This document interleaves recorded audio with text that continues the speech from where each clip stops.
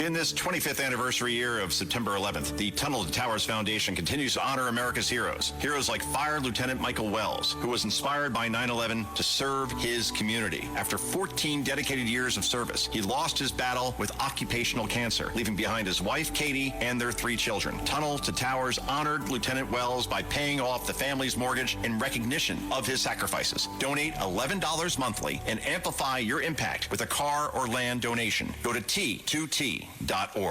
Sunday morning. Well, what the heck is going on? With us today is Roger Stone, who is a WABC host, and he's on syndicated around the whole country, and he's on every day, Monday through Friday at 8 o'clock, and also Sundays at between 3 and 5. Well, Roger, what the heck is going on?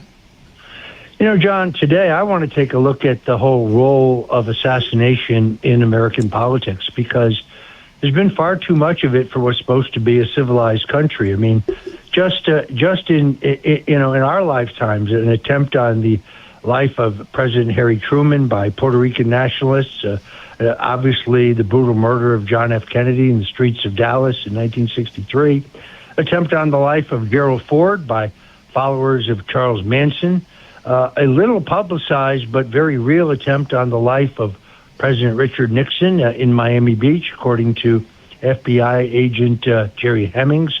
3 attempts on the life of Donald Trump, for which I still don't think we have all of the answers. And then I just want to understand how what we all saw unfold at the White House Correspondents' Dinner last Saturday night, how that could possibly happen. I love the president.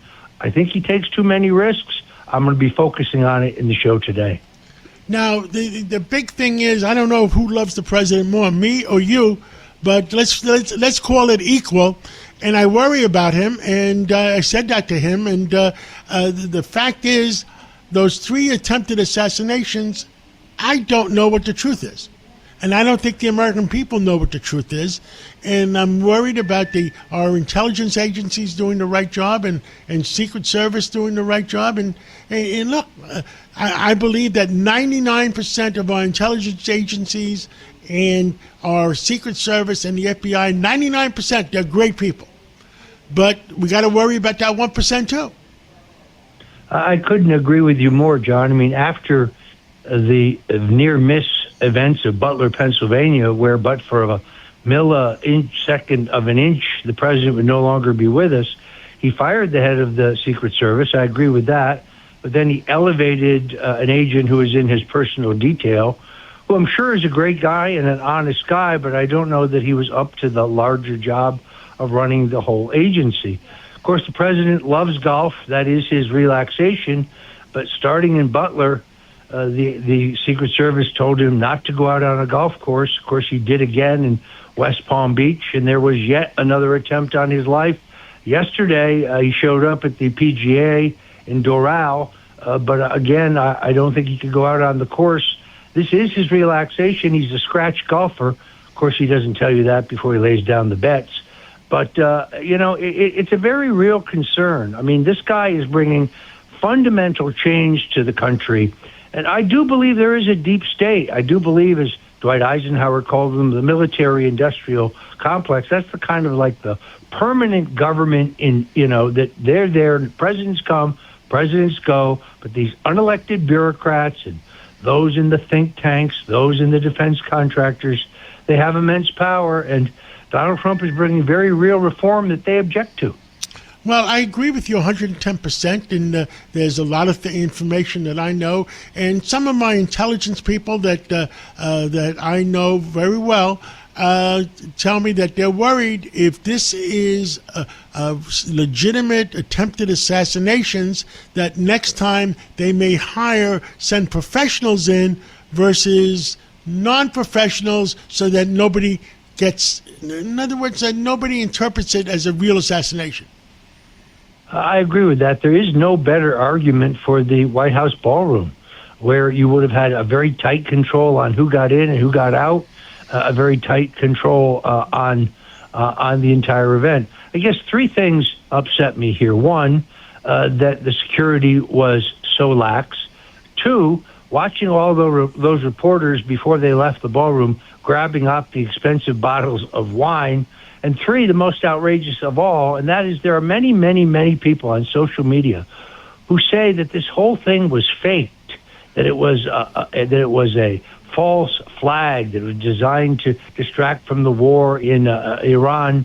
Some of them even say that I was behind it. I find that really, really offensive. I think that's a sickness among, I spoke to many people very high up in the Democratic Party from the old days, if you know, I'm not going to mention names, that the common sense has to come back to the Democratic Party, and they have to get rid of the socialists or the extremists in the Democratic Party. Could not agree more. The party of John F. Kennedy and Harry Truman, the president who was essentially the founder of the State of Israel, that Democrat Party no longer exists. Their party is incapable of producing a moderate nominee, incapable of it. I agree with you. Now, the other thing that worries me is the disappearance of all these scientists and the disappearance of that two-star general right after he had communications with the president on the president wanting disclosure to UFOs. That is a very, very hot subject. I know more about it than I should know myself. And the fact is, I think during his President Trump 45, they never told him about it because it didn't seem like they told him about it. Now, I'm really worried about that deep state or the so-called men in black that really think they run our government. I think you have a very legitimate concern. Look, President Nixon told me firsthand that he believed that there were UFOs, that he believed that there was, extraterrestrial life out there. And we know, of course, the very famous story in which he took Jackie Gleason after they had a couple cocktails out to a government facility out there in, I think it was in Pembroke Pines, Florida, to show him some examples of it. So I've thought for a long time there's more to this than the American people are being told. And the disappearance of these scientists, I really hope they're investigating that because it cannot possibly be just a coincidence. Roger Stone, I'll be listening to you like I do every Sunday between 3 o'clock and 5 o'clock, and I look forward to your conversation. I look forward to having more conversations amongst ourselves. God bless you, and God bless America, and God protect the President of the United States. Well, John, I'm grateful to be on the most powerful, influential radio station in America today, 77 WABC. Thank you so much. Sacco and Feliz, New York and New Jersey's premier attorneys at law. Their team brings decades of experience across a wide range of practice areas. Whatever life brings, they're your legal team. From everyday matters to complex cases, they've got you covered with the experience you need and the results you want. Because when life gets complicated, they make it simple. SaccoFeliz.com. SACCOFILLAS.com. 2 C's, 2 L's.